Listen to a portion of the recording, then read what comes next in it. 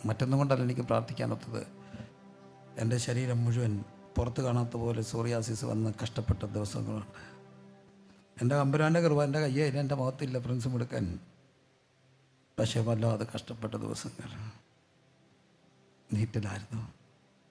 ഒന്നെനിക്കറിയാം, നീറുന്ന ഒരാളെ കണ്ട അവൻ്റെ വേദന ഇറങ്ങിച്ചെല്ലാൻ കഴിയുന്നത്.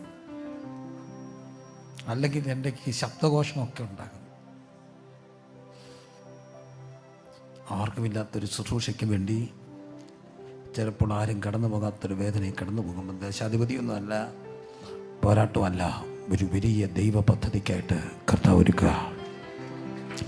ഒരു നവീന കാഴ്ചപ്പാടോടെ, ഒരു പുതിയ കണ്ണോടെ ചിലതിനെ കാണാൻ നമുക്ക് കഴിയട്ടെ. പ്രാർത്ഥിക്കേണ്ടവരൊക്കെ പ്രാർത്ഥിച്ചു.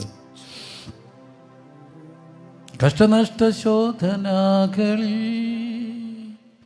പൊന്മുഖം ഞാൻ നേരിൽ കണ്ടിടും, ശാശ്വത ഭുജങ്ങളിൽ മീതെ നിർഭയനായി ഞാൻ വസിച്ചിടും. യാഹു നല്ല ഇടയൻ, എന്നും എൻ്റെ പാലകൻ, ഇല്ലെനിക്കു ഖേദമൊന്നുമേ. യാഹു നല്ല ഇടയൻ, എന്നും എൻ്റെ പാലകൻ, ഇല്ലെനിക്കു ഖേദമൊന്നുമേ. കഷ്ടനഷ്ട ശോധനകളിൽ ആ പൊന്മുഖം ഞാൻ നേരിൽ കണ്ടിടും. കഷ്ടനഷ്ട ശോധനകളിൽ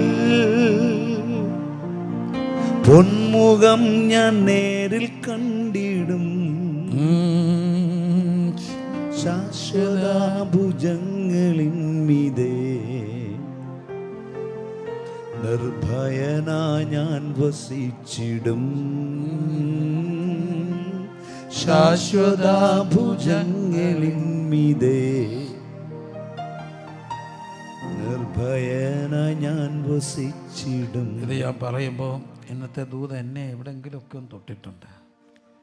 അതുകൊണ്ടൊരു നീറ്റിൽ കൂടെ ഒക്കെ കടന്നു പോകുന്ന പുരോഹിതന് വേണ്ടി, എൻ്റെ പാസ്റ്റർക്ക് വേണ്ടി കുറച്ചുകൂടെ അധികം പ്രാർത്ഥിക്കണമെന്ന് ഈ 22 ഒരു തോന്നൽ ഹൃദയത്തിൽ തോന്നുന്നവർ ഒന്ന് കൈ ഉയർത്തിക്കുക.